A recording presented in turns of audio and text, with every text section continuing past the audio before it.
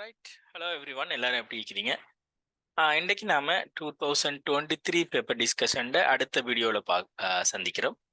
இதுக்கு முந்தின வீடியோக்குள்ள நான் கொஷின் 1லிருந்து கொஷின் 25க்குமான எம்சி கூட விளக்கங்களை போட்டிக்கிறேன். அதை பார்த்துட்டு இதுக்கு வந்தீங்கன்னா இன்னும் ஹெல்ப்ஃபுல்லாக இருக்கும். ரைட், இந்த கேள்வியை பார்ப்போம்.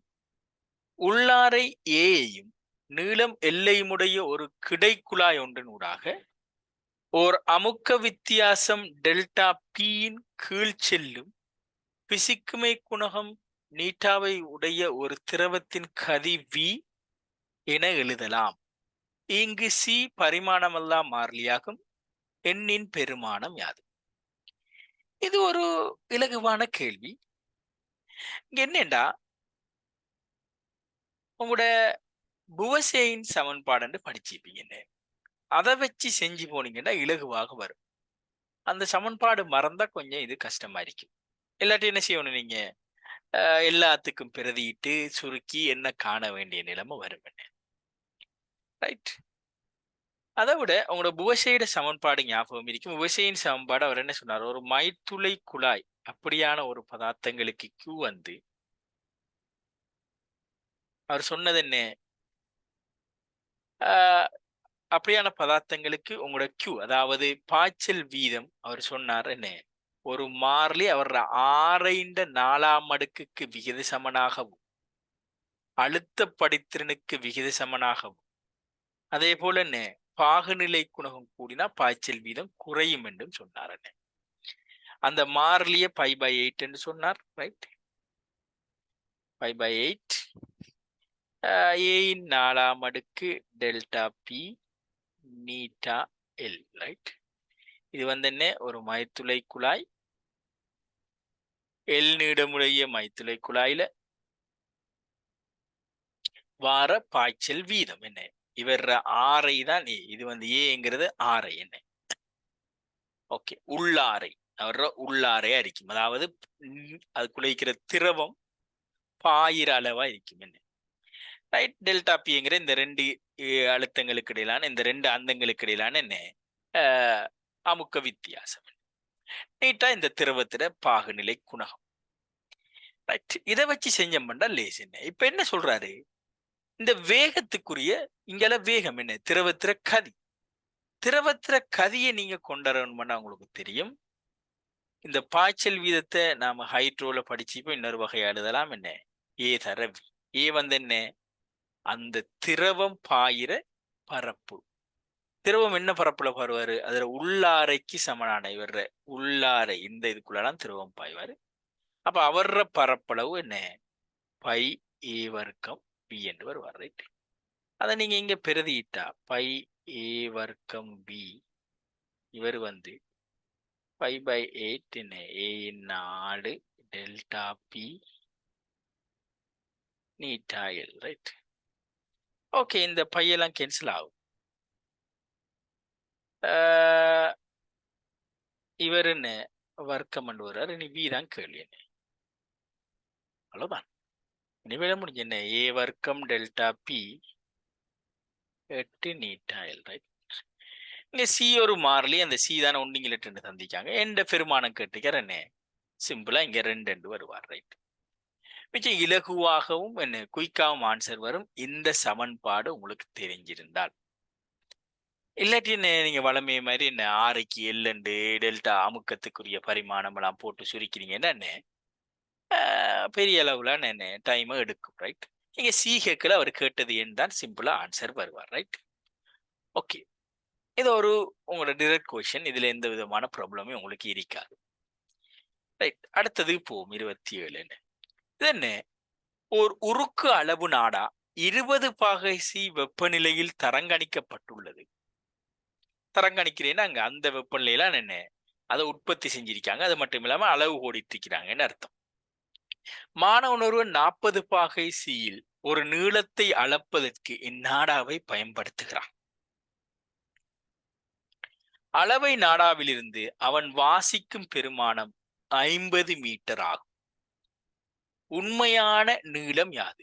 உருக்கின் ஏக பரிமாண விரிகைத்திறன் தந்திக்கிறாங்க. என்ன ப்ராப்ளம் வேண்டா, இந்த உருக்கு நாடா என்ன செய்வாரு, இவரோட மாறுபடுவாரு. ஆரம்பத்துல இப்படி இருப்பாரு. இப்ப இது 20 பாகை சீல, ரைட்? இப்ப 40 பாகை சீல என்ன நடக்கும்? நான் ஒரு அந்தங்களை சமனா வச்சுக்கொண்டு நான் கீறுறேன். அப்ப மாற்றங்களை லேசா விளங்குதான். இங்க என்ன நடக்கும்? இவரு நீட்சி அடைவார், ரைட்? இந்த அளவு நீட்சி அடைவார். நான் நீட்சி மிக சின்னதா இருக்கும். நான் அதை எக்ஸாஜரேட் பண்ணி கீறிக்கு நான் உங்களுக்கு விளங்கக்கூடிய வகையில், ரைட்? இப்ப இங்க என்ன ப்ராப்ளம்டா, இங்க வந்து 50 பாகை, அதாவது சாரி 50 மில்லி மீட்டர்ல ஒரு என்ன 50 மில்லி மீட்டர் தானே, ரைட்? 50 metre, right? 50 மீட்டர்ல இங்க அளவிட இருக்கும். இந்த அளவிட என்ன இங்க வேறொரு அளவிடையாக இங்க இருப்பார், ரைட்? மாறி என்ன 40ல அளவுடையா இருப்பார், ரைட்? ஓகே, மாறி, அதாவது என்ன 40 பாசி நிலத்திற்கு அளவை நாடாவிலிருந்து அவன் வாசிக்கும் பெருமாள், ரைட்? இங்க வந்து 50 பாகை 50 மில்லி மீட்டர்ல சாரி 50 மீட்டர்ல வாசிக்கிறார் 40 பாகை சீல, ரைட்? இங்க வாசிக்கிறார். ஓகே, இங்க வந்து 50 மீட்டரை வாசிக்கிறார். ஆனா உண்மையிலேயே இந்த வெப்பநிலை 20 பாசிக்கு போனா இந்த இதை என்ன செய்வாரு, சுருங்குவார் என்ன. ஆகவே இந்த 50 மீட்டர் என்ன சம்வேர் ஹியர், ரைட்? இங்க எங்கேயாவது இருப்பார்.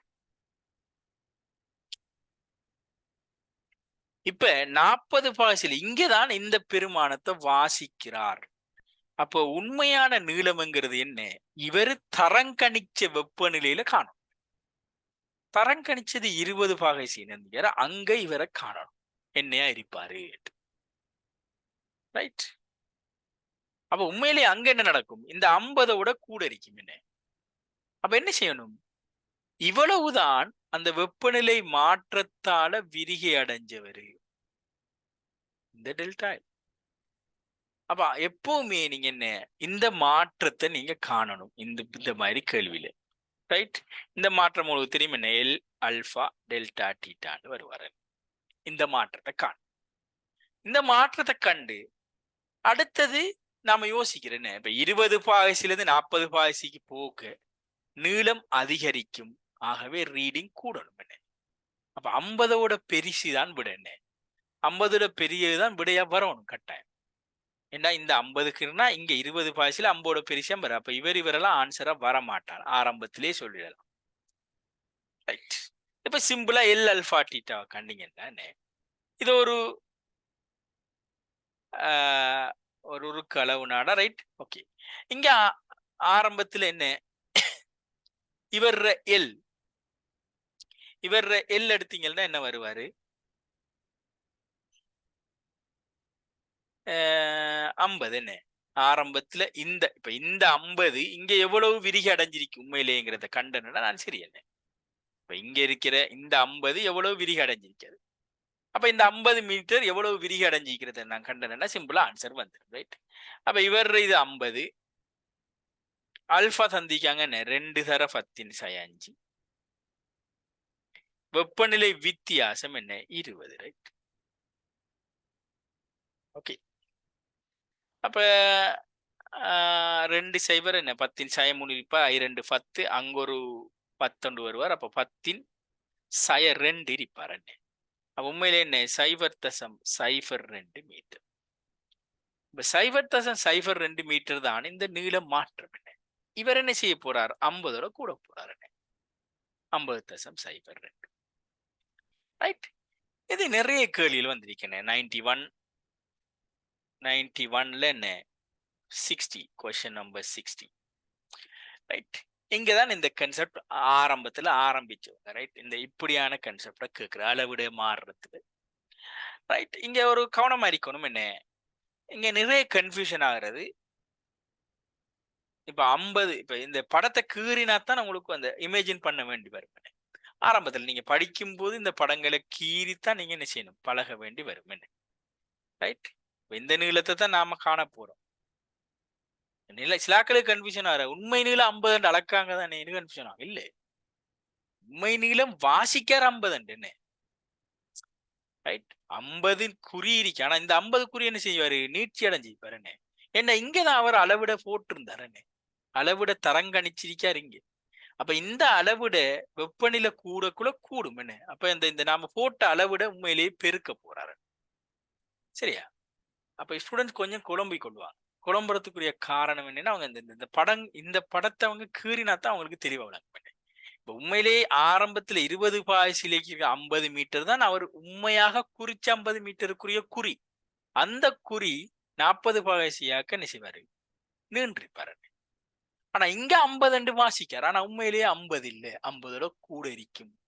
அந்த கூட இருக்கிறத காண்றதுக்கு என்ன செய்வோம் நாம, 20 பாகைசியில அந்த 50 எங்க இருந்தாரு என்கிறத ஒப்பிட்டு பார்க்கணும். ஒப்பிட்டு பார்க்கறதுக்கு 2 விஷயம் செய்யலாம். உங்களுக்கு 20 பாய்ச்சியில இருக்கிற ஒரு கோல் வேணும், 40 பாய்ச்சியில இருக்கிற ஒரு கோல் வேணும். ரெண்டையும் ஒப்பிட்டு பார்க்கல தானே. அதுக்கு இருக்கிற ஒரே ஒரு ஆப்ஷன் என்ன, நம்மட இது. ஏன் 2 கோலை நீங்க தொட்டீங்கன்னா அங்க அவங்களுக்கு இடையில வெப்ப பரிமாற்றம் நிகழ்ந்துருக்கு. ரைட். ஒரே ஒரு ஆப்ஷன் நம்மட என்ன, இந்த ஏகபரிமாண விரிகை குணகத்துக்குள்ள போறதுதான். ரைட். இது மிச்சம் பெரிய விஷயம் என்ன. சிவில் இன்ஜினியரிங் எடுத்தீங்கன்னா இது ஒரு ஒரு டீட்டெயிலான விஷயம் என்ன. சேவியரிங் என்ற ஒரு பகுதி இருக்குது. இப்போ உதாரணமா 50 மீட்டர் அளக்கக்குள்ள இந்த நீங்க இப்படி யோசிக்கலாம், இது 0.02 சின்ன பெருமானம் தானே, விட்டுடலாம். இந்த 50 50 என்ன ஒரு 100 தரம் அளந்துட்டீங்களா அங்க 2 மீட்டர் எரர் வந்துடும். இந்த 0.02 விட்டீங்களா. ரைட். அப்ப பெரிய அளவிலான இப்ப ரோடு அது இது பெரிய அளவிலான ஒரு சேவியரிங் ஒரு கன்ஸ்ட்ரக்ஷன் செய்யும் போது என்ன, இந்த இந்த பெருமானம் என்ன, இப்ப நாம வெப்பநிலை கூடின இடத்துல கொண்டே நாம அந்த இதையெல்லாம் அளப்போம் என்ன. அப்ப அந்த இடத்துல இவங்கெல்லாம் செய்ய வேண்டி வரும், மிச்சம் நுணுக்கமாக செய்ய வேண்டி வரும், பெரிய லெவல்ல போகக்கூடாது. ரைட். அப்ப அதுக்குரிய அடிப்படை தான் இது என்ன, இதை விளங்கி கொண்டீங்கன்னா நல்ல என்ன. ரைட். இப்ப அடுத்தது போகும் 28. அடர்த்தி ரோவையுடைய ஒரு நெருக்க முடியாத பிசுக்குமை அற்ற பாய்மம்.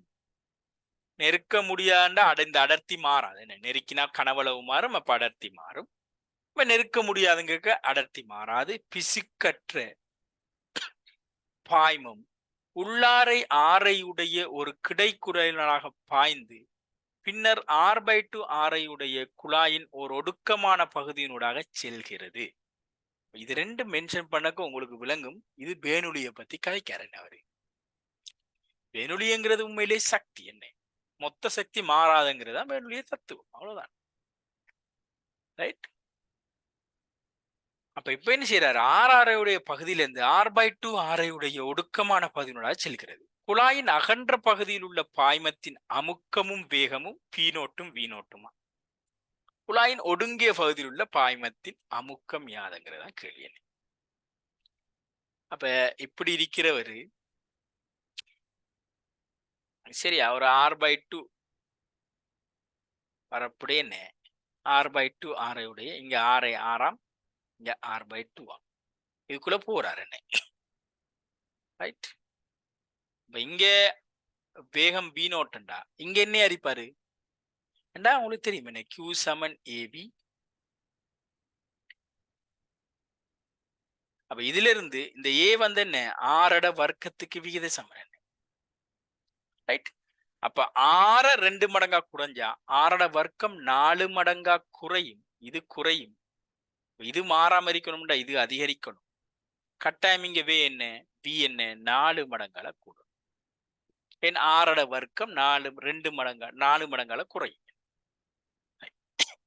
இனி பேனுலியின் தத்துவம் பாய்ச்சிங்கன்னா லேஸ் என்ன. ரைட். இங்க இருக்கிற இந்த இடத்துல ஒரு அறிவுக்கூட கருதினீங்கன்னா, ஒரு அறிவுக்கூடு தான் நாம பேனுலியின் தத்துவம் பாய்க்கலாம். இங்க இருக்கிற அமுக்கமும் தந்திக்காங்க P0. ஒரே அறிவுக்கூட கருதினீங்கன்னா அது ஒரே உயரம். அப்ப அழுத்த சக்தி நாம புறக்கணிக்கலாம். அழுத்த சக்தி இங்களையும் அதே அழுத்த சக்தி இருப்பாரு, இங்களையும் அதே அழுத்த சக்தி இருப்பாரு, ரெண்டும் கேன்சல் ஆவறன்னு. ரைட். அதாவது பெர்னௌலி தத்துவம் என்ன சொல்லுது, P சக அலகு கனவளவுக்கான இயக்க சக்தி அலகு கனவளவுக்கான அழுத்த சக்தி மாறலி என்ன. அப்ப இங்களையும் அதே அழுத்த சக்தி வந்து சமன்பாடுக்கு இங்களையும் ஒரே அழுத்த சக்தி வாரத்தால அவரை கேன்சல் பண்ணலாம். ரைட்.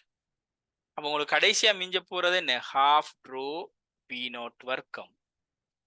இங்க என்ன வர போறாரு, இங்க இருக்கிற அமுக்கம் தான் நான் காணணும். P', இங்க half rho 4 V0 முழுவதின் வர்க்கம் என்ன அவ்வளவுதான். இவர் இங்கே கொண்டாந்து கழிப்படுவார் என்ன. இப்ப ஹாஃப் பொது அரிப்பார் என்ன 1 - 16 போனா -15 ரைட். 5வது ஆன்சர் வருவார். இப்ப எல்லாரும் இத கொஞ்சம் இந்த பேனொலியை கொஞ்சம் விளங்க ரைட். என்னண்டா இதுதான் பேனொலி சொன்னது என்ன, அலகு கனவளவுக்கான இயக்க சக்தி, அளவு கனவளவுக்கான அழுத்த சக்தி. இப்ப எல்லாத்தையும் இதை கனவளவால பிரிக்கிறீங்கடா பி கனவளவு என்ன, நான் கேபிட்டல் பி என்று போடுறது. இவரை கனவளவு, இவர் திணிவின் கீழ் கனவளவு என்று வருவார். இவரை கனவளவள பெருக்குக்கு கனவளவு வெட்டுப்பட்டு என்ன ஹாஃப் எம்பி வர்க்கம் இஞ்சி வரணும். இது வேகம் சரியா. இங்கே அதே எம் இஞ்சி வரணும் எம் இன்டு ஜிஹெச். இது உண்மையிலே என்ன சொல்லுங்க ஆகும், இது பொறிமுறை சக்தி. இது மூலக்கூறு அமுக்கத்தலையும் இதாலையும் பாரு அவர்ல செய்யப்பட்ட ஒரு வேலை என்ன, இது ஒரு சக்தி என்ன. அப்ப இதை என்ன சொல்லுங்க ஆகும், மொத்த சக்தி. இந்த மொத்த சக்தி மாறாதுங்கிறதுதான் பேனொலியின் சமன்பாடு, பேனொலியில தத்துவம். மொத்த சக்தி மாறல, சக்தி காப்பு விதி தானே. அப்ப இங்க இந்த சக்தி காப்பு விதியில சக்தி இழக்கப்படக்கூடாது என்ன. எப்ப சக்தி இழக்கப்படுவார், இந்த மூலக்கூறுகளுக்கு இடையில உராய்வுகள் இருந்து சக்தி இழக்கப்படுவார் என்ன. நீர் மூலக்கூறுகள் ஒன்று உரசிறத்தார். அதுக்காக தான் நாம இந்த இதை எடுப்போம் என்ன, பிசுக்குமை அற்ற. பிசுக்குமை இருந்தா என்ன நடக்கும் உண்மையிலே என்ன, நியூட்டன் என்ன சொன்னார், பிசுக்குமைங்கிறது திரவ மூலக்கூறுகளுக்கு இடையில இருக்கிற உராய்வு என்ன, அந்த பாய்மத்திர உராய்வு, அவ்வளவுதான். அப்ப பிசுக்கற்றேன்டா அங்க உராய்வு இல்லை, சக்தி இழப்பு இல்லைங்கிறது தான் நாம எடுக்கணும். ஏன் பிசுக்குமை இல்லைங்கிற இந்த அசம்சன் எடுக்கணும்னு நீங்க விளங்கிக் கொள்ளணும் என்ன ரைட். பிசுக்குமை இருக்கிற மாதிரி ஒரு சந்தர்ப்பம் தந்தா இங்க இருக்கிற இந்த ஒன்றுல இருக்கிற எனர்ஜி ரெண்டுல இருக்கிற எனர்ஜிக்கு சமனா இருக்கிறது. இப்ப இங்க இருக்கிற எனர்ஜி இங்க ரெண்டுல இருக்கிற எனர்ஜியாகவும் இழக்கப்பட்ட சக்தியாகவும் இருக்கும், அவ்வளவுதான் சரியா. அப்ப சின்ன ஒரு கன்ஃபியூஷனோட என்ன, இப்படி இழக்கப்பட்ட சக்தியை வச்சு ஒரு கொஷனை தந்தா அவங்களுக்கு செய்யக்கூடிய மாதிரி இருக்கும் என்ன ரைட். அடுத்தது உங்களுக்கு கூற்று காரணங்களுக்கு இவங்க கொஞ்சம் உதவியா இருப்பாங்க, விளங்கிக் கொள்ளுங்க என்ன பேனொலியின் தத்துவம் என்னங்கிறது ரைட். ஓகே, அடுத்தது 29. ஒவ்வொன்றும் தடை 6 உடைய 10 தடைகள் வரிப்படத்தில் காட்டப்பட்டுள்ளவாறு தொடுக்கப்பட்டுள்ளன. முனைகள் ஏபி கிடையே உள்ள தடை 50 கிலோ ஓம் எனின் ஆரின் பெருமானம் என்ன. இவர சம அழுத்தடை சந்திக்காங்க, இவர் 50 கிலோ ஓமா. இவருக்கு பதிலா என்ன செய்யலாம், ஒரு சர்வசமனான 50 கிலோ ஓம் கருதலாம்னு சொல்றாங்க என்ன, ஏக்கும் பிக்கும். இது ஒரு சம அழுத்தடை கேள்வி என்ன. இப்ப இப்படியான கேள்வி என்ன சிம்பிளா செய்யறதுக்கு, முதலாவது உய்த்தன் பாலம் வருதான்னு பாக்குறது ரைட். 2 விஷயம் தான் பார்ப்போம் என்ன, உய்த்தன் பாலம் வரும் சில இடங்கள்ல, அடுத்தது ஒரே அழுத்த புள்ளிகள் வரும் ரைட். அப்படி இல்லாத சந்தர்ப்பத்துல என்ன மின்னோட்டம் ஓடுற மாதிரி தந்திருப்பாங்க. இப்ப இங்க 2 விஷயம் தானே என்ன, மின்னோட்டம் பிரிஞ்சா ஐ பிரிந்தா சமாந்தரம் என்ன, ஐ பிரியாட்டி என்ன ஒரே ஐ ஓடினா தொடர், அவ்வளவுதான் விஷயம் ரைட்.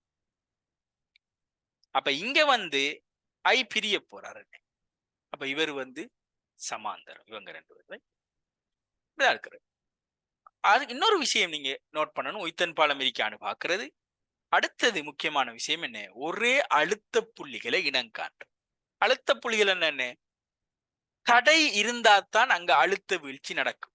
ஒரு புள்ளி இருக்காரு, இங்க இருக்கிற அழுத்தம் வியண்டா, இங்க அழுத்தம் என்ன இருக்கும், இதுக்குள்ள மின்னோட்டம் ஆர் ஓடுதண்டா, ஐ ஓடுதண்டா.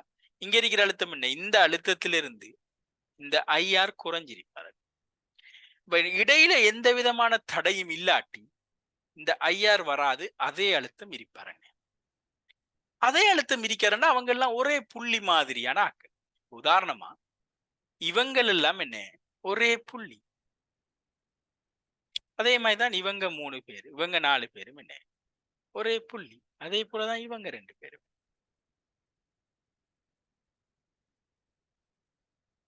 அப்ப உண்மையிலே இந்த படத்தை நாம எப்படி கருதலாம், இப்படி ஒரு தடை.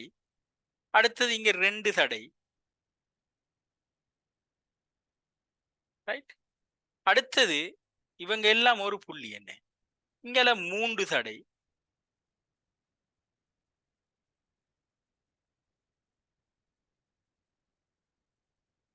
ரைட். இங்கல 4 தடை என்ன. 1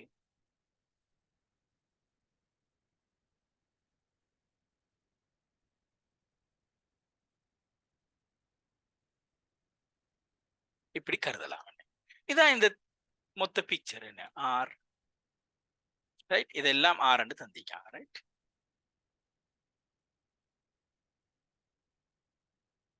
இதெல்லாம் ஒரு புள்ளி. ரைட்.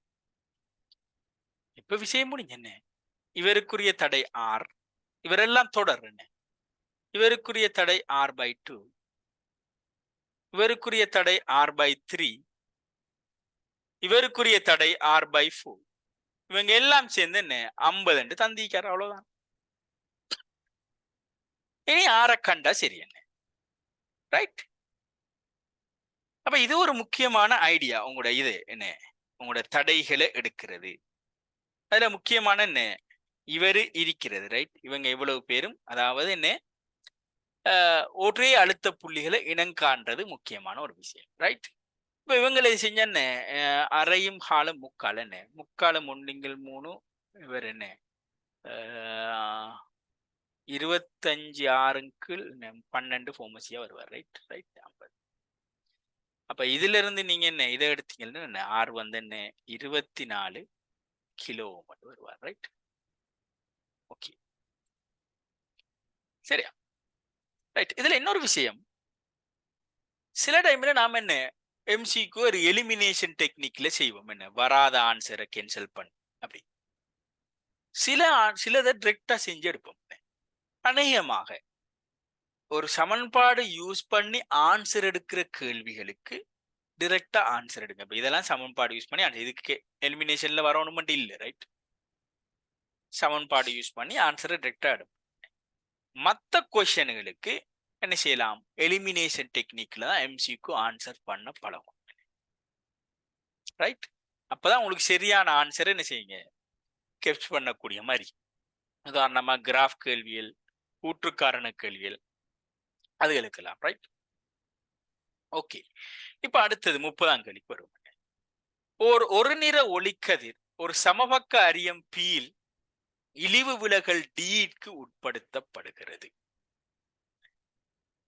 அத்தகைய PQR 3 சர்வசம அரியங்கள் உருவில் காணப்படுகின்றவாறு வைக்கப்பட்டுள்ளன. அரிய சேர்மானத்தின் ஊடாக கதிர் சென்ற பின்னர் அதன் மொத்த விலகல் என்னன்னு கேட்கிறாங்க. இது உங்களுக்கு தெரியும், சமாந்தரமான அரியம், சமபக்க அரியம் என்று தந்திருக்காரு. அது மட்டும் இல்லாம இந்த அடிகள் எல்லாம் சமாந்தரமாக வைக்கப்பட்டிருக்கி. முதலாவது நீங்க பார்க்க வேண்டிய விஷயம், சமபக்க அரியம் என்றால் சமபக்க இரு சமபக்க அரியங்கள் தரப்படுற இடத்துல என்ன நடக்கும், ஒரு கதிர் இப்படி வரும்போது அவங்க கேட்காங்க 3 அரியங்கள் உருவி காட்டப்பட வைக்கப்பட்ட அரிய சேர்மானத்தின் கதிர் சென்ற பின்னர் மொத்த விலகல் கேட்காங்க. இங்க பீல இழிவு விலகல் அடையலாம். சமபக்க அரியம் தந்தாங்கண்டா இழிவு விலகல் நடக்கும் போது அடிக்கு சமாந்தரமாக கதிர் வெளியாகும். எப்ப சமபக்க அரியங்களுக்கும் இரு சமபக்க அரியங்களுக்கும் மட்டுமே. மற்ற சந்தர்ப்பங்கள்ல என்ன செய்ய தேவையில்ல, இவர் சமாந்தரமா இருக்க வேண்டிய அவசியம் இல்லை. படுகோணம் தெரியும், வெளிப்படுகோணத்துக்கு சமனம் இருந்தா சரி என்ன. ரைட். அப்ப இங்க வந்து கதிர விலகல்ண்டா என்ன வருவார், இவர் என்ன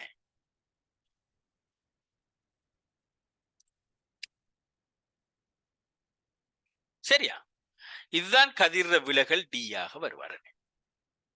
இதே கதிர் மறு திசையில் என்ன இதை இப்படி நீங்க பிரட்டி வச்சீங்கன்னா என்ன, இந்த திசையில வர அதே விலகலை மறு திசையில வெறும் விலகலை வர வைப்பார். எப்படி, இதே கோணம் இதே அரியம் என்ன நடக்கும், மறு திசையில வருவார் இப்படி என்ன, ரைட்? அதாவது இங்க கதிர் இப்படி வருது, இங்க இருந்து இப்படி கதிர் வாராரு, ரைட்?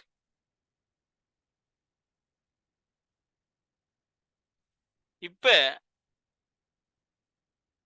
இதுதான் நம்முடைய விலகல் அரிப்பாரு டி, ரைட்? அப்ப இங்க முக்கியம் என்ன, முதலாவது அரியத்துல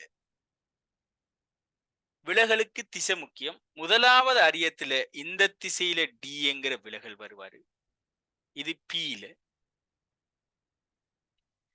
கியூ அரியத்துல என்ன, மறு திசையில என்ன, இந்த திசையில டி வருவார். சிரிப்பி ஆறுங்கிற என்ன, அதே பி மாதிரி வைக்கப்பட்டிருக்கு, இவரு இந்த திசையில டி வருவார் ஆர்.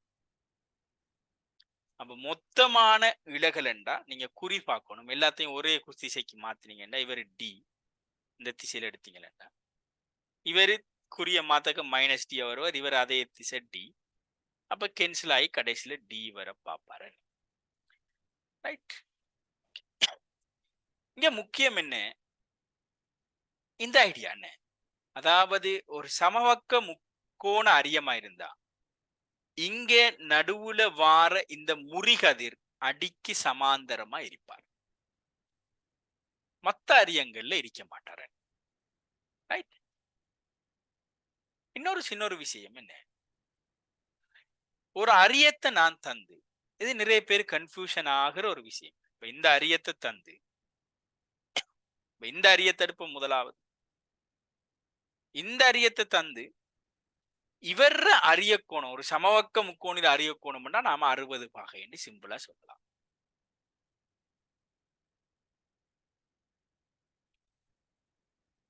இப்படி ஒரு அரியத்தை தந்து நான் இவர் அரிய கோணம் என்ன என்று நான் கேட்டா எப்படி தாரண, ரைட்? இவர் அரிய கோணம் என்னன்னு நான் கேட்டா நீங்க ஆன்சர் பண்ணிடலாது. நீங்க என்கிட்ட மாறி கேட்கணும் கதிர் எப்படி வருது, நான் கதிரை தந்துதான் அரிய கோணத்தை நான் கேட்கலாம். இப்படி கதிரை நான் தந்துட்டேன்டா இப்ப இவர் அரிய கோணம். இதே அரியத்துல நான் இப்படி தந்தேன் என்றால்,